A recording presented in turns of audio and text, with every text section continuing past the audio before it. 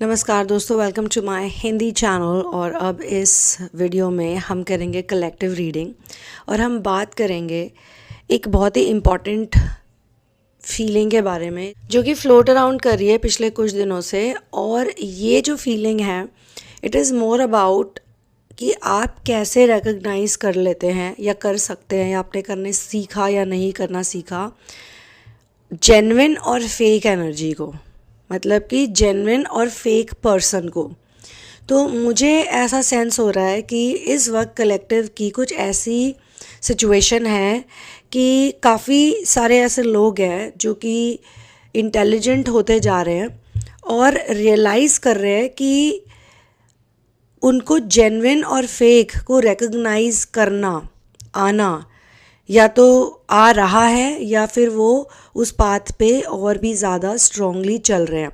मतलब कि एक ज़माना होता था, या जैसे कि नॉर्मल कोई भी इंसान होता है उसके लिए कुछ 4-5 चीज़ें होती हैं जिसको देख के वो ये समझ सकता है कि यार ये इंसान कैसा है, ये इंसान जेन्युइन है या फेक है। और जैसे कि हमारे मास्टर भी कहते हैं कि हमेशा सबसे प्यार से बोलो, प्रेम से बोलो, विनम्रता से बात करो। विनम्रता में ये तो आ ही जाता है कि अब्यूज़ ना करो और ऐसे ना बोलो वैसे ना बोलो, ये सारी चीज़ें तो आती हैं। लेकिन at the same time masters ये भी कहते हैं कि सत्य बोलो। मीठी वाणी के साथ, मीठी बोली के साथ एक बहुत ही इम्पॉर्टेंट ट्रेट है सच बोलने वाला इंसान, सत्य बोलने वाला इंसान। तो सच तो हमें बोलना ही है, लेकिन उसको बोलने का एक तरीका होना चाहिए। But at the same time हम लोग फेक भी नहीं हो सकते। तो ये वाली एनर्जी मुझे दिखाई जा रही है क्योंकि जो असेंशन जर्नी में होते हैं ना, उनके साथ ये द्वंद्व चलता है जो अर्जुन के साथ चला था, जो बहुत सारे लोगों के साथ चलता है कि यार सही क्या और गलत क्या है, मैं किस दिशा में चलूँ भगवान, मैं कहाँ जाऊँ, मैं किससे कैसे डील करूँ। अब हम लोग जैसे इस वर्ल्ड में रहते हैं तो हमें कमाना भी है, काम भी करना है, लोगों से बातचीत भी करनी है, किस तरह की कंपनी में हमें अपना समय बिताना है। कंपनी मतलब सत्संगति या कुसंगति, कौन सी कंपनी में हमें जाना है। छोटे छोटे बच्चे भी आजकल जब आपसे बातचीत करते हैं तो वो क्वेश्चंस पूछते हैं regarding what is the materialistic possession you have. तो दुनिया में ये एक बैलेंस बना के चलना बहुत ज़रूरी है। जितना हमें सच बोलना है उतना ही हमको रियल भी रहना है। तो इसके लिए एक बिल्कुल रियलिस्टिक पर्सन कैसा होता है, अनप्रिडिक्टेबल भी हो सकता है। और अनप्रिडिक्टेबल होने का मतलब ये नहीं है कि वो इतना ज़्यादा स्टूपिड है या वो इतना ज़्यादा अपने सेंसेस में नहीं है कि वो अनप्रिडिक्टेबिलिटी में कुछ भी कर दे।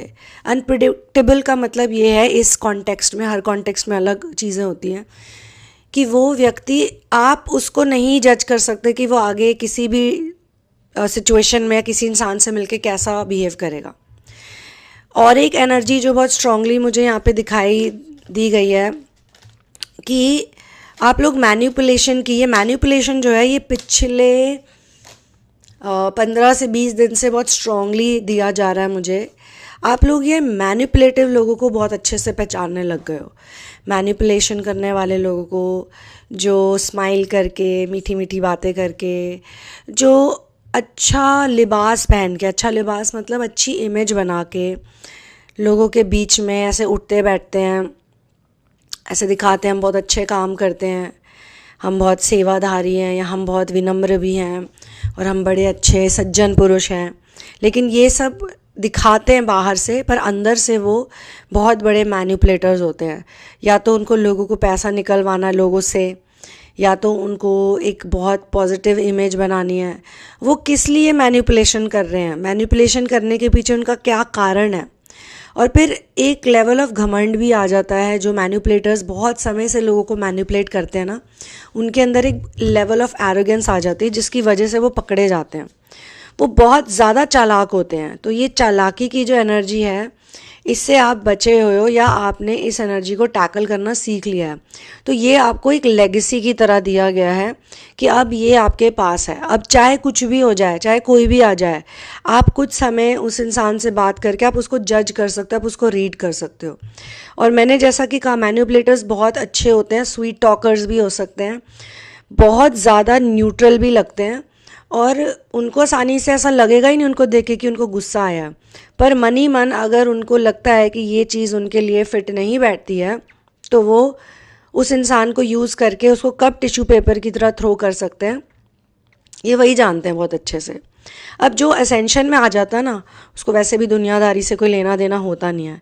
वो अगर किसी से उठ रहा है, बैठ रहा है, किसी से बात कर रहा है, किसी के साथ घूम रहा है, तो वो एक नॉर्मल कैपेसिटी में वो नहीं करता। वो बाहर से लग सकता नॉर्मल है। आप लोगों की मैं बात कर रही हूँ जो इस रीडिंग से रेजोनेट करते हैं, कि आप जब लोगों के साथ उठते बैठते हैं, घूमते फिरते हैं, जितना भी टाइम आप सोशली स्पेंड करते हैं, वैसे भी सोशल टाइम बहुत कम हो जाता है ऐसे लोगों का। सोशली तो बात ही नहीं करते किसी से, अपनी ही दुनिया में रहते हैं।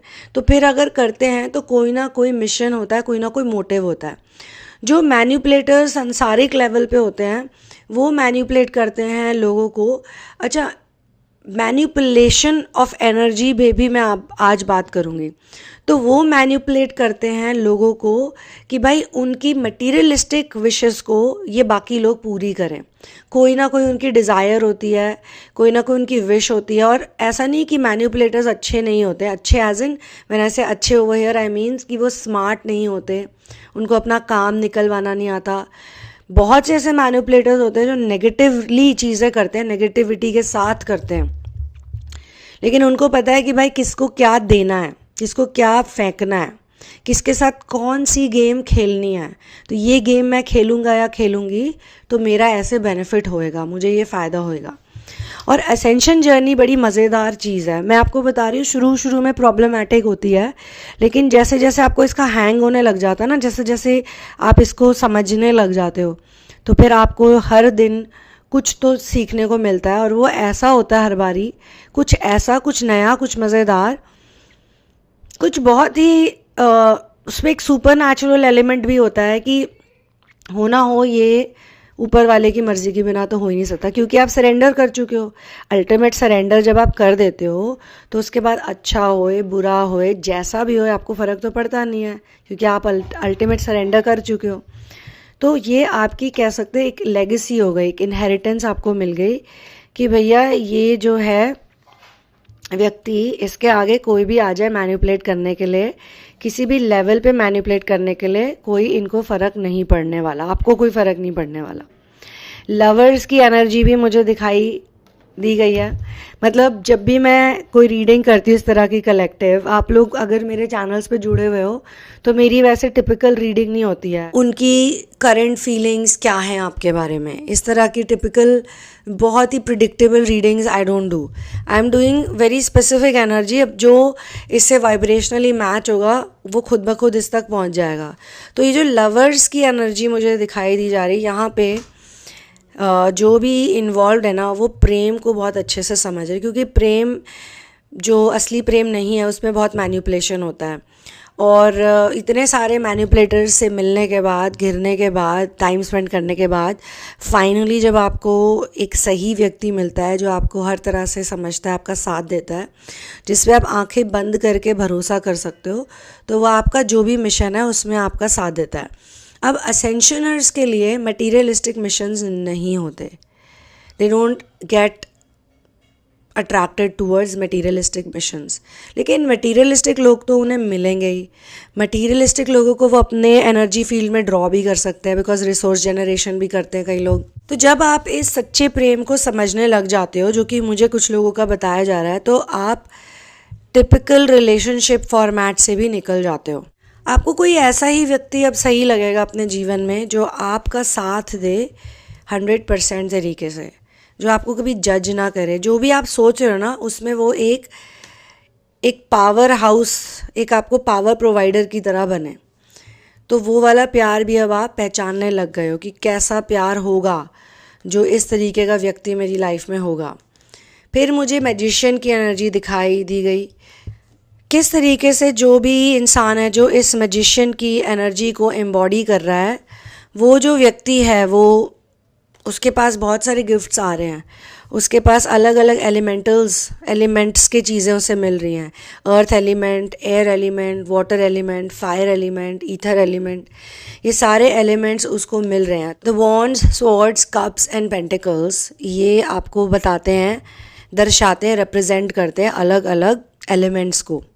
जो मैजिशियन एनर्जी को एम्बॉडी करता है उसको कुदरत से ये सारे गिफ्ट्स मिलते हैं। और आप देखिए एक इन्फिनिटी का साइन भी है क्राउन के ऊपर, तो ये इन्फिनिटी का साइन बहुत इम्पॉर्टेंट है क्योंकि इसी से पता चलता है कि ऊपर से डिवाइन ग्रेस मिल रही है इस व्यक्ति को। आपको बहुत ज़्यादा 100% सपोर्ट मिल रहा है हायर डायमेंशन से, गॉड से, सोर्स से, आपके मास्टर्स हैं अगर तो मास्टर्स से। आपको बेसिकली सब कुछ मिल रहा है, सब कुछ। आपको लव के बारे में, आपके पास लवर भी अगर नहीं है तो बहुत जल्दी आने वाले हैं जो कि लाइफ लॉन्ग सिचुएशन के होंगे। ये मैं इसलिए नहीं बोल रही कि मेरे को ऐसे रीडिंग में बोलना है, नहीं, क्योंकि मुझे यहाँ पे 2 कार्ड्स दिखाए गए। एक ये भी दिखाया गया 2 ऑफ कप्स, तो 2 ऑफ कप्स भी जो मुझे दिखाया गया इसमें भी कुछ ना कुछ सेम कनेक्शन है। जिसकी लाइफ में ऑलरेडी है उनका रिलेशनशिप इम्प्रूव होगा, और जिनकी लाइफ में नहीं है कोई भी, उनकी लाइफ में बहुत जल्दी यानी कि काफ़ी जल्दी कोई ना कोई आने वाला है। और वो इंसान एक पावर हाउस की तरह निकलेगा। वो इंसान बहुत सपोर्टिव होएगा, बहुत ही ज़्यादा, हर इलाके में, हर फील्ड में, हर चीज़ में वो आपको सपोर्ट करेंगे। अगर आप मेल हैं तो फीमेल, फीमेल है तो मेल।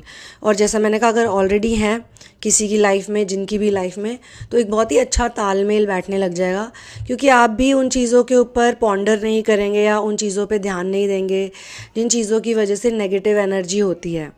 जो भी पास्ट में हुआ वो ईगो को आप क्रॉस कर देंगे, जो भी हो गया उसे भूल जाएंगे, कहेंगे छोड़ो ना यार, मुझे क्या फ़र्क पड़ता है, मेरे को जो चाहिए मुझे उस पर ध्यान देना है, या जो भी मेरा पीस है, मतलब लाइफ में संतुष्टि बहुत इंपॉर्टेंट है। जब आप इस पीस की, यानी कि पीस भी नहीं, अगर आप कंटेंटमेंट की एनर्जी को पकड़ते हो तो पीस आपको मिलता है।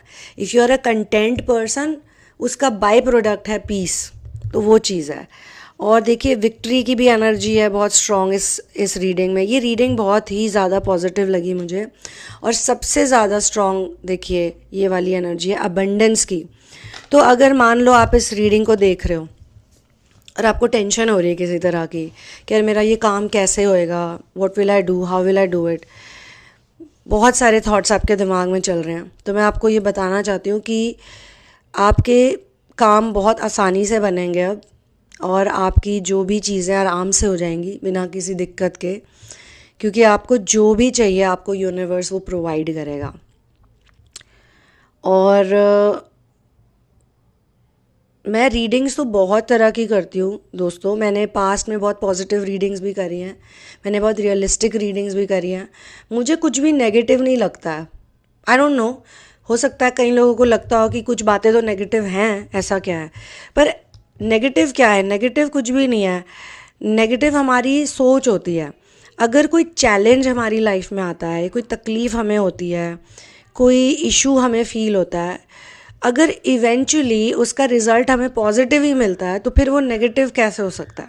किसी भी चीज़ को करके, किसी भी चीज़ से गुज़र के अगर हम एक बेहतर इंसान बनते हैं, अगर हमारा कैरेक्टर डेवलपमेंट होता है, हमारे में टॉलरेंस आ जाती है, पेशेंस आ जाती है, तो फिर तो वो जो नेगेटिव सिचुएशन हुई थी कभी भी, उसने कालांतर में आके हमें चेंज कर दिया, हमारा रूपांतर हो गया है। तो when we have gone through such a big change in our life, तो फिर तो हमें बहुत ही ज़्यादा ग्रैटिट्यूड में होना चाहिए, बहुत ग्रेटफुल होना चाहिए कि यार ये लैक और लिमिटेशन नहीं आई होती या ये प्रॉब्लम नहीं आई होती तो मैंने इस तरह से सोचना नहीं होता, और मैंने अगर सोचा नहीं होता तो फिर मैं इस चीज़ को हील नहीं कर पाता या कर पाती, इस चीज़ को फिक्स नहीं कर पाता या कर पाती, एंड फिर वो विक्ट्री की फीलिंग भी नहीं आती। विक्ट्री भी मेरे ख्याल से अगेन कंटेंटमेंट से रिलेटेड है। जितने ज़्यादा लोग कंटेंट होते हैं उतना ही ज़्यादा वो डिफ़िकल्ट सिचुएशंस को बहुत ही अनोखे अलौकिक तरीके से उसे सॉल्व कर लेते हैं। यस, ये फैक्ट है। कई लोग इसे मिरेकल कहते हैं, कई लोग चमत्कार के रूप में देखते हैं, पर मेरे ख्याल से तो वो एक बहुत ही स्ट्रॉन्ग पॉजिटिव एनर्जी होती है, एक फोर्स होती है पॉजिटिविटी की। कुछ ऐसे भी लोग होते हैं जो मिरेकल्स करते हैं, तो वो मिरेकल्स कैसे कर रहे होते हैं? उन्होंने बस एक फीलिंग को पकड़ लिया, एक एनर्जी को टैप कर लिया होता है कि उन्हें बस बिलीव होता है, और वो चाहे कुछ भी हो जाए वो प्रेजेंट में आते रहते हैं पूरा दिन। शुरू में ऑब्वियसली दिक्कत होती है प्रेजेंट में रहने में, लेकिन हम लोगों से जब बात कर रहे होते हैं या किसी के साथ डिस्कशन कर रहे होते हैं, या हम किसी सिचुएशन में होते हैं, हम कुछ टैकल कर रहे होते हैं, तो मोस्टली लोगों का यही रिएक्शन या रिस्पॉन्स होता है कि वो प्रेजेंट से हट जाते हैं, प्रेजेंट मोमेंट से, और वो पास्ट में ही रहते हैं। और जो लोग पास्ट में बहुत ज़्यादा रहते हैं ना, बीती हुई बातों में, उनके अंदर गुस्सा होता है, वो बहुत ज़्यादा स्नैप करते हैं। हो सकता है वो वापस आ जाए, नॉर्मल हो जाए, लेकिन ज़रा सी, आप कहते हैं ना, चिंगारी आग में बदल जाती है। ज़रा सा कुछ उनको कह दो, ज़रा सा यूं टच कर दो, तो वो पुरानी कोई ना कोई बात उठा लेते हैं और उस बात को लेके वो बहुत ज़्यादा पागल हो जाते हैं। और उससे भी बड़ी बात है कि ईगो भी इतनी आसानी से इंसान का पीछा नहीं छोड़ती। ईगो डेथ हो ही नहीं सकती है अगर कोई इंसान पास्ट में ही पड़ा रहे, क्योंकि वो ये नहीं समझना चाह रहा कि अगर पास्ट में उसने कोई चीज़ फेस करी है तो वो क्यों करी है। उसकी एक ईगो थी, और ईगो का मतलब मैंने अपने चैनल पे काफ़ी बार बताया है, कोई एरोगेंट या एटीट्यूड वाला एक्सप्रेशन नहीं है। Ego is just your attachment with the physical identity. ऐसे भी बहुत लोग देखे हैं मैंने जो बहुत ईगोटिस्टिकल होते हैं, लेकिन बहुत चुप रहते हैं, बहुत प्रेम से बात करते हैं। उनको कौन सी बात किसकी कब हर्ट कर जाए, और फिर वो इस तरीके से पॉलिटिक्स खेलते हैं दूसरों के साथ बदला लेने के लिए, अपना सारा प्रेशियस टाइम और एनर्जी उसी में वेस्ट कर देते हैं। तो ऐसे कितने लोग हैं जो चुपचाप रहते हैं, कुछ नहीं बोलते, लेकिन उनके दिमाग में तो इतनी बातें चल रही ना। जैसे पहले के सीरियल्स आते थे कुछ सास बहू के, उसमें कोई एक नेगेटिव वैम्प का कैरेक्टर होता था। वो सारा दिन अपने बालों को यूं यूं करके, अपनी आँखों को रोल कर करके, ऐसे अजीब अजीब एक्सप्रेशंस दे के, पीछे से मन ही मन वो बोलती रहती थी, इसका मैं ये कर दूँगी, उसका मैं वो कर दूँगी, इसके साथ ये। तो उसको ग्लैमराइज तो कर दिया सीरियल में, उसको लोगों ने पसंद भी कर लिया उसके कैरेक्टर को, लेकिन कोई ये नहीं समझ रहा कि वो कितना डिप्रेस्ड कैरेक्टर है। वो तो आदत होती है टेलीविज़न में और फिल्म इंडस्ट्री में कुछ लोगों की, मैं सारों को नहीं ऐसे बोलूँगी, कुछ लोग ऐसे होते हैं जो बहुत ज़्यादा एग्जैजरेट करते हैं, बिकॉज दे फील कि ये एग्जैजरेशन सेल करता है, यू नो। तो रियल लाइफ में भी हो सकता है ऐसे कुछ एग्जैजरेटेड कैरेक्टर्स होते हों। मुझे नहीं लगता वो खुश हैं, मुझे नहीं लगता उनका एग्जाम्पल बनाना चाहिए, बट ऐसे कैरेक्टर्स होते हैं जो बहुत ज़्यादा शातिर होते हैं। लेकिन जैसा सीरियल्स में दिखाते हैं ना कि उन शातिर लोगों की हमेशा जीत होती है, वो जो बेचारे अच्छे हैं वो मारे मारे फिर रहे हैं। वो अच्छे ही किस बात के हुए, या वो स्ट्रॉन्ग माइंडेड किस बात के हुए जब वो नेगेटिव एनर्जी से इतनी आसानी से हिल जाएं। बल्कि अगर ग्लैमराइज ही करना चाहिए या इतना ब्यूटिफिकेशन करना चाहिए, तो बल्कि ऐसे कैरेक्टर्स का करना चाहिए जो कि मुसीबतों में डटे रहते हैं, जिनको लाइफ में आप कितने भी लेमन्स दे दो, वो लेमनेड, लेमन पिकल और लेमन का कुछ भी बना लेते हैं, उसको वेस्ट नहीं होने देते। आप उनको छिलके भी दे दो नींबू के, तो उसका भी वो खाद बना देंगे, उसका भी फर्टिलाइज़र बना देंगे, उसका भी अचार बना लेंगे, मतलब कुछ भी कर सकते हैं। ये जस्ट एक एग्जाम्पल है। ऐसे कैरेक्टर्स को ग्लोरिफिकेशन मिलनी चाहिए, ग्लैमराइजेशन मिलनी चाहिए, क्योंकि वो डिज़र्व भी करते हैं। मेरे ख्याल से अगर उनको कोई ग्लोरीफाई ना भी करे ना, तो ये रियल लाइफ में भी मैंने देखा है कि ये एक द्वंद्व जब चलता है, नेगेटिव पॉजिटिव, अब मैं लोगों की बात कर रही हूँ, एनर्जी की नहीं, तो वो जो नेगेटिव हैं वो अपना पूरा दम लगाते हैं कि भैया हम पॉजिटिव को रोक दें। बट किस लिए रोकना चाहते हैं, क्या करके, क्या उनका एक्चुअली मोटिव, उनका गोल क्या होता है? उनको अपने जैसा बनाना, उनको भी पास्ट में ही फंसा के रखना, उनको भी स्टकअप फील कराना, उनको भी लिमिटेशंस फील कराना। जो जैसा होता है वो दूसरों को वैसा ही फील कराता है। तो पॉजिटिव असली वो होता है जो इस नेगेटिव को भी देखता है, इससे भी बात करता है, मिलता है, और मन ही मन सोचता है कि ये मुझे ना रोकना चाह रहा है, पर कोई बात नहीं, ये मेरा टेस्ट है।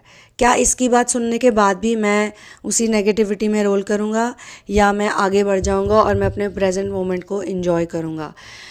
कई बारी नेगेटिविटी में जाके इंसान कंपैरिजन में चला जाता है। कई बारी नेगेटिविटी में जाके उसको ये लगने लग जाता है कि यार मेरी तो कोई वर्थ ही नहीं है। मटीरियलिस्टिक कंपैरिजन्स ही होते हैं धरती पे सबसे ज़्यादा। उसके पास इतना फेम है, उसके पास इतना नेम है, उसके पास ये गाड़ी है, उसके पास इतना पैसा है, उसके पास अब जो नया आ गया सोशल मीडिया पे ये है वो है। तो रियलिटी क्या है? But reality should be not so much about these things, but it should be about how content you are with what you have. Somebody who has millions of followers may not be content as compared to someone who has zero. कोई ऐसा इंसान जो है ही नहीं कहीं पे, but वो बहुत कंटेंट है। अब देखो हम लोग भी हैं सोशल मीडिया पे, हम भी अपना कंटेंट शेयर कर रहे हैं, हम भी ऐसी बातें आपसे शेयर कर रहे हैं ताकि सही इंसान तक पहुँचे। तो इसमें भी दो तरह के लोग हैं, एक वो जो रो रो के कर रहे हैं और एक जो संतुष्टि के साथ कर रहे हैं। तो ये जो संतुष्टि है ये आपको रिलेशनशिप्स में आएगी, अपने आप आती है जब धीरे धीरे, कहते हैं ना how you do a thing is how you do everything, how you do one thing is how you do everything. अगर आपने एक फील्ड में भी सीख लिया ना ये वाला बैलेंस करना, तो आपको ये एक इनहेरिटेंस, एक लेगेसी मिल जाती है। फिर ये आपकी लव लाइफ में आती है, फिर ये आपके अदर रिलेशनशिप्स में आती है, फिर ये आपको विक्टोरियस बनाती है, फिर ये आपको धीरे धीरे और गिफ्ट्स देती है जिसकी वजह से आप और एबंडेंट हो जाते हो। तो आप सोचिए कितनी बढ़िया ये एनर्जी है। ये कैसे आती है, इसका एक मंत्र है जो श्रीमद् भगवद गीता में भी दिया गया है। सिर्फ बोलना नहीं, सिर्फ फील भी करना है। जो हुआ अच्छा हुआ, जो हो रहा है अच्छा हो रहा है, और जो होगा वो भी अच्छा होगा। बस इसको फील करना है और वापस से प्रेजेंट मोमेंट में आना है अगर आप पास्ट में स्टक हो तो। और जो भी इस रीडिंग से रेजोनेट करता है, पहले तो वो प्रेजेंट अपने आप को मार्क करे, अपनी लोकेशन बताए, और अगर वो इन्हीं चीज़ों से गुजर रहा है, इन्हीं थॉट से, चाहे 50% गुजर रहा हो, चाहे 80, चाहे 90, चाहे 100, वो अपने बारे में ज़रूर कमेंट करके बताए ताकि दूसरे लोगों को भी इसके बारे में पता चले, रियलाइजेशन होए। या फिर अगर वो कहीं पे स्टक हैं या वो कहीं पे फंस जाते हैं, नेगेटिव हो जाते हैं, तो वो भी उस चीज़ से बाहर निकलें, क्योंकि होना तो वही है जो पहले से लिखा हुआ है। होइए सोई जो राम रची राखा। मैं काफ़ी लोगों से मिलती हूँ और जब मैं देखती हूँ उन्हें इतना स्ट्रगल करते हुए, अभी पिछले कुछ दिनों से मैं देख रही हूँ कुछ चीज़ें हो रही हैं मेरी रियलिटी में, जिसमें मैं देख रही हूँ कि लोग इतने हाथ पैर मार रहे हैं, इतना स्ट्रगल कर रहे हैं। हमको भी लपेट लेते हैं कई बार लोग स्ट्रगल में, आउट ऑफ लव हम भी करते हैं।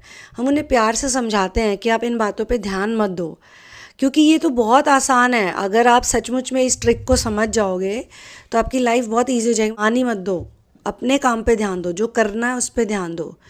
कोई आपको लाख नेगेटिव बातें बोले, वो तो चाहता ही है कि आपका दिमाग हिल जाए और आप अपनी जगह से हट जाओ। होना तो वही है जो पहले से प्री डेस्टिन्ड है, जो पहले से लिखा हुआ है।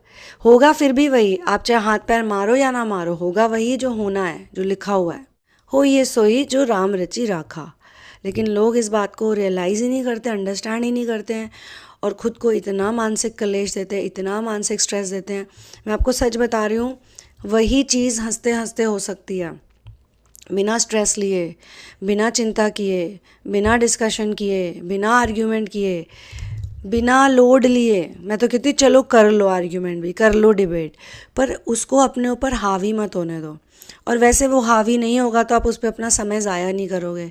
कई लोग मुझे कहते हैं कि यार मुझे ना ये जो भी नेगेटिव चीज़ें हैं इनमें फंस के ना मुझे टाइम ही नहीं मिल रहा है अपनी लाइफ जीने का, या अपनी फैमिली को समय देने का, या सही चीज़ें करने का। लेकिन फिर भी हैरानी की बात तो ये है कि ये सब बोलने के बावजूद वो उन्हीं चीज़ों को टाइम देते हैं बार बार। कहते तो हैं कि यार मैं ये नहीं कर सकता या कर सकती, या ये करके मेरे साथ ऐसा होता है, मेरा समय वेस्ट होता है, मेरी एनर्जी वेस्ट होती है, मेरे अंदर से रिलैक्सेशन चली जाती है। लेकिन बाध्यता है, दुनियादारी है, या जो भी है, जिस भी फ्रीक्वेंसी में वो हैं, वो उन्हीं चीज़ों में इन्वॉल्व रहते हैं। अब मान लो आप फिज़िकली उन चीज़ों में, आपके पास कोई ऑप्शन नहीं, आपको फिज़िकली वहाँ रहना ही है, तब आपको ये करना आना चाहिए कि आप मेंटली वहाँ पे ना रहो। यानी कि ये नहीं मैं कह रही कि आप प्रेजेंट ना रहो, प्रेजेंट रहो, but not with negativity, with positivity. और भी हज़ार बातें करने को, और भी अच्छी अच्छी बातें आप कर सकते हो उसी जगह पे खड़े होके। क्योंकि देखो जो दुखी हैं, जो परेशान हैं, जो आसानी से अफेक्ट हो जाते हैं, वो तो एक ही बात को 100 बार करते हैं, वो एक ही बात को रिपीट करते हैं, वो तरह तरह के दिमाग लगाते हैं, तरह तरह के आइडियाज़ निकालते हैं। अगर आप उनके साथ, उन लोगों के साथ हद से ज़्यादा सिंपथाइज़ करोगे, तो वो जिस मानसिक त्रासदी में गुजर रहे हैं वो आपको भी उस मानसिक त्रासदी में खींच ही लेंगे। आप उनके प्रति सिंपैथेटिक हो, इसलिए आप उनका साथ देने लग जाओगे, लेकिन कर वो वही रहे हैं। तो बेस्ट इज़ कि आप तमाशा देखो, ऑब्ज़र्व करो, और अगर आप हो वहाँ पे फिज़िकली तो फिज़िकली रहो, लेकिन अपने माइंड पे उस नेगेटिविटी को, उस हैप-हैज़र्डनेस को, उस माहौल को हावी मत होने दो। आप अपना एक अलग ही बनाओ फ्रीक्वेंसी, अपनी अलग ही जोन में रहो। कहते हैं ना यार ये इंसान अलग ही जोन में है, और मैंने देखा है जब बहुत ज़्यादा लोग चिड़चिड़े परेशान से होते हैं, उनके बीच में आपका एक हंसता मुस्कुराता चेहरा आपका होगा तो वो और इरिटेट होते हैं। तो फिर मैं आपको कहूँगी कि जहाँ पे आपकी वैल्यू नहीं है ना, वहाँ पे मत जाओ। मैंने ये लोगों के साथ देखा है कि अगर हम लोगों को अपना समय देते हैं ना, या अपना टाइम देते हैं, अपना अटेंशन देते हैं, तो उनको लगता है कि हमारे पास तो बहुत फालतू टाइम है, हम तो बहुत बड़े वेले हैं इस दुनिया के, धरती के। ठीक है, वो ये भूल जाते हैं कि आपका टाइम कितना प्रेशियस है, आपका एक एक मिनट प्रेशियस है। आपने आउट ऑफ लव उन्हें टाइम दे दिया, आउट ऑफ सिंपैथी उन्हें टाइम दे दिया, आपने खड़े होकर उनसे 10-15 बातें कर ली। अब मैं उनकी बात नहीं कर रही जो सत्संगति वाले, मैं कुसंगति वालों की बात कर रही हूँ। सत्संगति के लिए तो हम प्रे करते हैं कि हमें सत्संगति मिले, हम अच्छी अच्छी बातें करें, किसी से कुछ सीखें और हमारी वाइब अच्छी हो, इम्प्रूव रहे, और हम उसी की बात करें। ठीक है, और सुप्रीम की सोर्स की बातें करें, जितना उनका काम करें उतना अच्छा है। अब जब आप कुसंगति में होते हो तो आप के टाइम को वो वैल्यू नहीं करेंगे कभी भी।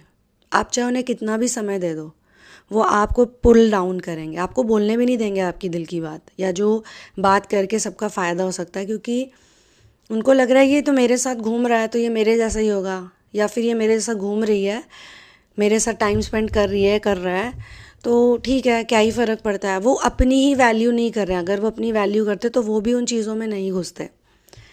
तो कई बारी ऐसा होता है इस कलेक्टिव रीडिंग में, मुझे यही चीज़ कुछ समय से फील हो रही है कि एक तो मैनिपुलेशन से आपको बचना है, उसको रिकग्नाइज़ करना है कि कौन मैनिपुलेटर है, कौन रियल है, कौन फेक है, कौन सच्चा है, कौन झूठा है। बहुत सी चीज़ों को आप देख के ये पता लगा सकते हो। अगर आपको इसमें डीपर कॉन्वर्सेशन करना है तो आप क्वेश्चंस भी लिख सकते हो। एक तो ये है। दूसरा, आउट ऑफ लव अगर आप किसी सिचुएशन में हो जहाँ पे आपको लगता है कि नेगेटिव वाइब्स, नेगेटिविटी बहुत ज़्यादा है, नेगेटिविटी का मतलब फोकस ऑन नेगेटिव एनर्जी बहुत ज़्यादा है। चैलेंजेस की मैं बात नहीं करती कभी भी, फोकस कहाँ है लोगों का। तो अगर 80% लोगों का फोकस नेगेटिविटी में है तो यानी कि ईगो भी उनकी बहुत स्ट्रॉन्ग है, ईगो का ही गेम चल रहा होगा वहाँ पे। तो आपको वहाँ से स्टेप बैक लेना ही पड़ेगा इन सम वे, बिकॉज़ वो लोग आपको इसीलिए अपने साथ लेके घूम रहे हैं, इसीलिए वो आपके साथ हैं क्योंकि उनको अपने नंबर्स बढ़ाने हैं, या फिर उनको अपना ही कुछ मोटिव है उनका, आपसे रिलेटेड उनका कुछ नहीं है।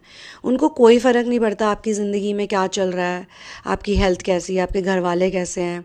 उन्होंने कभी भी आपको अदरवाइज़ बिना नीड के कभी फ़ोन नहीं किया होगा, कभी मैसेज नहीं किया होगा, कभी आपका हाल चाल नहीं पूछा होगा, कभी आपको घर पे बुला के खाना नहीं खिलाया होगा।